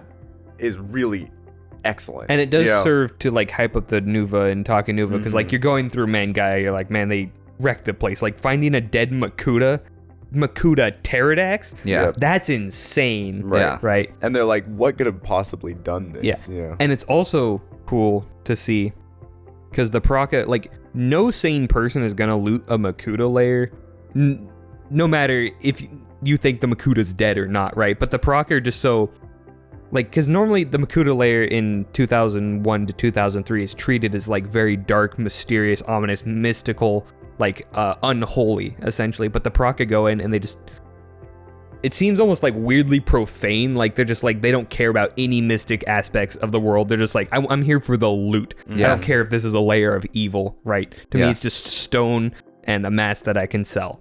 So I like that aspect of it, because it's like, they're just evil, man. Well, they just look at everything from a different perspective, and that's really cool. Their own perspective. No one else's. Unless you're Zaktan, then you're omnipotent. It is just so fascinating, like, that concept of like coming at something from a different perspective, a different angle, and like just seeing how other people see it, because when you're following the Toa, everything has a weight and a gravitas, and it's all very like spiritually connected, and like all of these things, and it's like, but the Piraka are just like, nah, like there's none of that, like there is a certain like a level of it with like the Mask of Life and certain things later, but and only Vezon really gets into any sort of destiny, anything. But that's pretty much it. Yeah. I just think the Piraka are so fun to read about. And the other thing I like about this story, they're the ultimate nihilists. Yeah. No, literally, because they're like, universe is dying. Let's get ours, right? And it really helps to also bolster Brutaka's arc. Because Brutaka, we'll get into the Titans episode, but he believes that the Great Spirit is already dead and no one's coming to help them. So he's like, I was part of the Order of Madanui. Madanui's dead and gone. I'm on my own. I'm just going to conquer, loot, do whatever I think. And the Piraka enable him to do that, because he's like, yeah, these guys are already doing it. They had the right idea. So I think this book helps to bolster that. And I also think this book goes to show, and kind of like, it's the perfect thesis of like, Bionicle is a world. It can stand as a world apart from the straight up narrative, right? Yeah. Because there's so many interesting factions and elements and just one-off, like, it's what I liked about Kanoka, where it's like, this is just a fascinating side tangent to the entire thing that doesn't need to be there, but it's fascinating and gives such rich depth and texture to the entire thing. It makes it more believable. Yeah. I like this book because it just proves it's like, you can, and it gives so much mocking, or like, not mocking potential, storytelling potential for anything. It's like, we have a template to go off of people who aren't Toa. Yeah. If you wanted to just make up your own whatever. So, I love this book. I think it's great. I think it's phenomenal. I think it's a must read for Bonkle fans. And if you're not a Bionicle fan, you will become a Bionicle fan. Because the Piraka are Upon hilarious. the reading of this book. Yeah. Upon the completion of book 4 of Legends, thou shalt be a Bionicle fan. And if by this point we haven't convinced you that like the wider world of Bionicle is just so fascinating, like digging into these later years of Bionicle, like it's different aesthetic, like from an aesthetic perspective, from a like kind of storytelling perspective, even just from kind of a focus, like a kind of an emphasis perspective. It's all very different, but I think it's just so rich, like it's rich in a way that, Motonui has a strong like identity, like visual and storytelling identity, right? But then like the whole rest of the Bionicle universe ends up like building up to this, all of these stories build up to this, and like it loses a little bit of that sense of like strong individual identity, but gains this just rich story world that's all around it. And I think that's so cool. A shared identity. And you especially see that when the Nuva later on start interacting with the wider world, right? Kind of introduced with the book. Because they've been so isolated. Yeah, it's the clash of the old and new, right? Yeah. And it's cool to see what lessons they've learned and what they can... Well, and how their power stacks up with the rest of the universe. I think one thing I really love is like the Nuva getting toasted by the Piraka. Like it's such a like shocking thing, intentionally shocking, to see the Nuva just get so handily wasted. Like that is a really cool idea on Greg's part. Going like, okay, well, how are we gonna like show how strong these guys really are? I would also like to point out that my perspective on the Piraka Nuva fight changes when you realize too that their one main enemy, the Nuva's main enemy, which was Pterodax, let them win. Right? Yeah. Like, not that he didn't fight, but he ultimately had to let them win. Yeah. And so it's like they didn't even push themselves to the maximum potential that they had even before they went into the wider world, right? Yeah. It's like... Because the first time they fought Pterodax as Mata, Pterodax kind of let them win. He's like, I don't want to deal with this right now. He's like, oh, you win, whatever. And then the second time when he gets beaten, the Nuva aren't fighting him. It's just Taka Nuva who takes him out. So the Nuva are only really pushed to their... Not even the Nuva. The Mata are the ones who are pushed to their limit with the Borok. That's when they're going all out. They're like, we have to take out these guys. Because with the Rahi, they had to hold back. And Rahi obviously aren't that powerful in the grand scheme of things. The Rakshi, the Nuva, when they're all together, they just beat them straight up. Like, the Rakshi aren't terribly difficult, even when they're stage 6 under the full control of Makuta. Right. So it's not a lack of power that they lose to the Piraka, it's a lack of context, right? They're like, we've never fought foes this intelligent, this That's cunning. What I'm saying. Yeah. And I think because you would be tempted to think, oh, the Piraka are more powerful than Pterodax. And maybe you could make that case as a whole. They're more powerful than Pterodax. But we haven't actually seen the Toa, this group of Toa, be challenged by Pterodax to his fullest extent. But at this point, you are thinking, oh, I have seen them challenged against one of who it seems like is one of the most powerful beings in the universe. It's like, but then you find out, nope. He was still holding back at that point, so it makes sense that they would get absolutely wrecked by beings who are still not as powerful as Makuta, but are not holding back at all. Yes, like that's literally, what I'm saying. So it's actually a really interesting dynamic to see in terms why of effective power that they're fighting, it's actually the hardest challenge they've faced. Exactly. But it is also cool. Another thing I really love about that is that we see in this book that like the Piraka are no strangers to fighting Toa at all. They are very experienced with fighting Toa. And they've killed many Toa, but they don't actually kill the Nuva. Like they don't even have that. They try. They just wanted to loot their corpses and dump them in a volcano because it's kind of funny.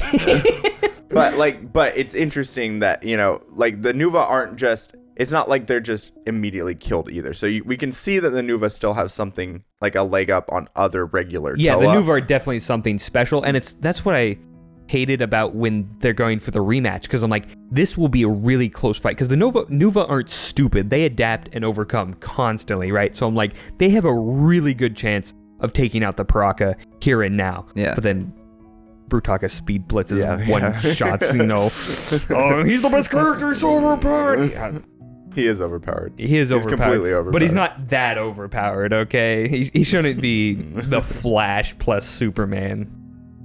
Yeah. So that's what I like, because it doesn't devalue the Nuva entirely, in my opinion. Yeah. And when they have learned and have grown, we get to see them do some crazy feats and be very intelligent and smart with their power usage. Yeah. Yep. So it's just, it makes me very fine with the Nuva losing the first time. Yeah. But yeah, I don't know. I just think this book adds so much context and builds so much of the world of Bionicle up, and like just really like brings together a lot of disparate elements that are cool things, and even ties up some hanging plot threads too. And just, like, where did the Makoki stones come from? Well, now Yeah. Yeah. Let's make this the most complicated lore object in the whole series. For Woo! some reason, Yeah. because what in the grand scheme of things do the Makoki stones even matter? They don't. They're just plot device after plot device after plot device. It's like they don't even, at the end of the day, they don't even really do anything. The one thing that actually does really matter, the Mask of Light, is just kind of like there, and it's like, okay, they just had it. Yeah. Cool. It's like, All right. sure, bro. Sure. Why not? But they do use the Makoki stones to unlock the Mask of Light. This is true. Or the Rahaga could have just hidden it without a lock. Yeah, Exactly. Yeah. Like, just put it in a hole in the ground, bro. Yeah. So, I don't know. It's just funny, kind of funny though. Like, there are. Yeah. At least they do tie those loose ends up. Yeah. but We still. forgot to mention there's a part. I did like that they explained why the Makoki stones were split though. That was Yeah, cool. I do Yeah, like that that. is Yeah. nice. But there's a part where you actually get to see the Metronui from Wanua and Mavra's perspective in In this? Yeah. Oh, yeah. And You Mavra's do. like, wow, this is a fascinating creature. And I can't remember if Because it's Wanua's- when the Konohi dragon is attacking, right? And I think Wanua is like, it's a menace, like Duma is The doing. Konohi dragon's a and menace! I can't remember exactly what he says, but Mavra's me just like, pictures of it's so Piraka. beautiful. Yeah, Mavra's like, this thing is Of course. majestic. I'm like, I never Of thought course. we'd go back to Mavra. Yeah. Like, that's not a character that I. Greg's like, needed remember more of." Mavra, the real villain of the story? I think it's funny too because Greg has like certain characters that have literally zero connection to any like Bionicle set or combiner or anything. Like Mavra. Like Mavra Like Mavra. and Lariska, and those are like his pet characters that he like comes back to various Hafu. points. Yeah, well, Well, Hafu Hafu has a has set. set. I know. Yeah. but it's just funny that like Mavra pops up again and Lariska pops up a lot, like Yeah. way more than she really deserves to be. Karzani doesn't pop up as much as I would like. True. Plant Karzani I'm talking about, not Karzani. Karzani. Yes. The other thing I wanted to point out on the Nuva Piraka thing, just going back to a little bit, is it's showing that power in Bionicle is not linear, unless we're talking about, Kreka and Hafu, who are obviously the top tiers of the verse. Obviously, Yeah. Because even though like the Piraka are very powerful, they can be defeated by a less powerful Toa team than the Nuva because, of certain factors and varieties. Like Bionicle, the combat is made to tell stories on how characters would win. It's not made to just measure power levels. Dragon Ball. Right. Which I actually like. Yeah, it's very cool and it gives it a unique flair. Because even theoretically, a Matoran could take out a Makuta. Depending They would on just what, need some gear. depending on what his destiny was or her destiny.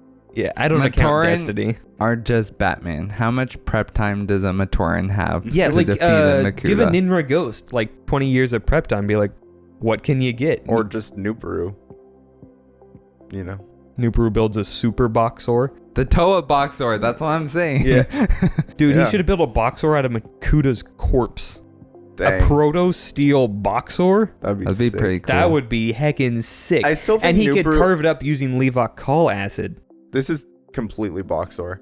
Speaking of Boxor. Ah. But I still think Nuperu is like the most underutilized character. Like you have a guy who literally like invents and builds things, and then you make him a Toa and he does none of that. Yeah. And that makes me so mad. It's like Then you get to Why? Mari, it's like, who's Nooperu? Exactly. I know. Nooper who? Nooperu? Yeah, we'll talk about this when we get to the Mari. But Nooperu's original design, when they were like, we have the prototype, some of the prototype designs. We have the prototype. Nooperu's design was basically like this scuba suit.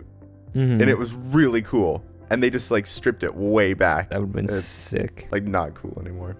Yeah. Makes me sad. Because I'm like, that would have been cool. It's like something he could have built to like help enhance his abilities. Yeah. Said he got a shield. Yeah.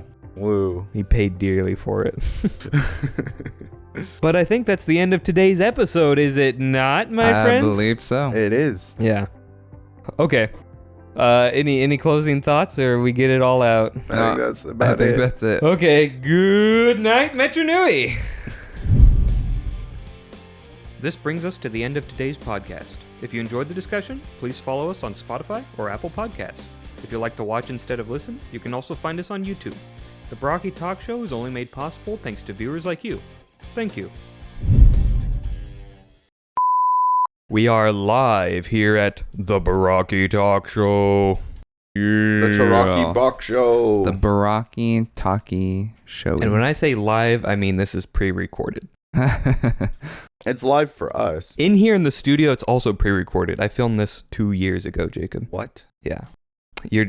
What? I'm lip syncing to stuff right now. And I'm an AI. No, you're just a bot. Ouch. A military bot. Oh. I'm downgraded from even being an AI. Yeah. I'm not even smart enough. Yeah, to there's be an no AI. intelligence in this artificial. Just like Bruh. artificial sweeteners. I'm looking at you, Britta. No, not Britta. What's it called? Splenda. Blenda. There's no Splenda. intelligence in Splenda. No, it's I knew dumb it. as rocks because it's a bunch of tiny rocks. Are rocks crystals? No. Are crystals rocks? Crystals are rocks. Yes, crystal. I think crystals are rocks, but rocks are not crystals. If an earthbender can bend it, it's a rock. I mean, I Well, don't think this is a Bionicle podcast, not an Avatar. I don't think Bionicles are crystals are earthbenders. actually rocks though, because crystal is like the definition of the structure. I think so. I don't know. Are crystals rocks? Is a geode a rock? I would imagine the shell of the geode is a rock. A rock is a country. We will rock you. Crystals are not exactly rocks. I knew they weren't exactly Even rocks. though rocks are composed of minerals, in most cases also microscopic crystals, they are not a crystal or mineral themselves. So I was right. Wow, Samuel, you're so special. Vegetable, mineral, or crystal. Anyway, should we get on to Legacy of Evil? So make sure to tell us if you've read Legacy of Evil, and if you haven't, why not? Because we will hunt you down and either ban your account or give you a big old smoochy kiss, depending on your answer. Thomas, you can't keep telling people you're going to get them That's what you said last time, and look at me now, boy. It's non-consensual. Well, it doesn't have to be.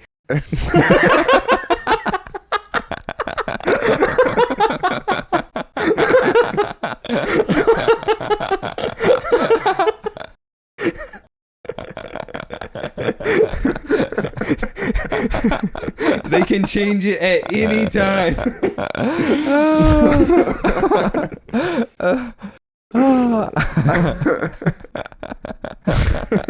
That was horrifying. Blooping this one for sure. Oh boy.